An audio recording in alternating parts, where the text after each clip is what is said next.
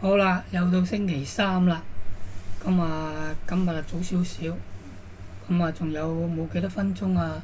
星期三啦，因為而家夜晚差唔多12點啦，咁啊，聽日啲馬呢，3T、孖 T 都冇隻撲，咁但係呢，就孖 T 呢，就最尾嗰口通常係多啲錢嘅喎，我都唔明點解。咁但係聽日又係啦，我都係介紹最尾嗰口啦，第四口孖 T 第8、9場。咁聽日啲馬呢，你話難賭，睇落又唔難嘅，都係嗰幾隻熱門。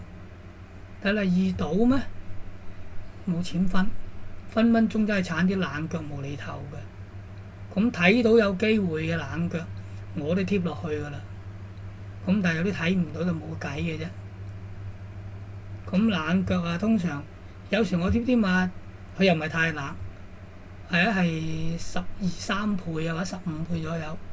臨場變咗熱門嘅喎。咁當然我睇得到，人哋都睇得到㗎。咁但係臨場點解會可以打到熱門呢？幕後真係咁有信心咩？咁應該係有啲嘢嘅，係我哋睇唔到。咁但係我睇到表面嘅咧，我覺得佢試閘啊、陳操靚，我睇到嗰啲，咁有錢分，咁我貼啦。咁但係好多時就去到埋門就變咗大熱門冇錢分，咁我都冇計。我都想揾啲冷門嘅，我都唔中意熱門嘅。咁但係聽日啲馬咧就睇落就正路啲咯，但係正路得嚟就未必係熱門贏，即係唔會大熱門、次熱門贏，可能係第3、第4熱門，或者有啲馬本身就唔係熱門馬嚟嘅，成10零個開，臨場砰砰聲打到熱門，咁贏都唔出奇。咁有時呢啲就即係除非你買過關一早買咗啦，如果唔係嘅咧，你就可以臨場睇睇環境，睇下啲飛，着啲燈，然後研究下。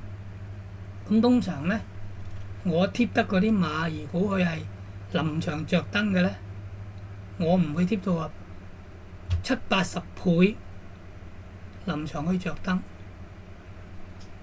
咁其實大家都可以睇到㗎啦，我都講過啦。喂，你冇做功夫，乜都冇嘅。咁你去搏懵，通常都唔得嘅，通常都搏唔到懵嘅。好多時冷門落飛啊，即係翻嚟啃頸。反而咧10零個開落到大熱門咧，嗰啲好多時都真係冇 win 有 pay 嘅，所以你哋臨場睇下飛咯。咁呢度咧我就冇咩特別嘢講今日啦。咁啊，下個月開始啊跑黃昏馬㗎啦。咁聽日啊，睇下呢啲幫唔幫到大家參考下啦。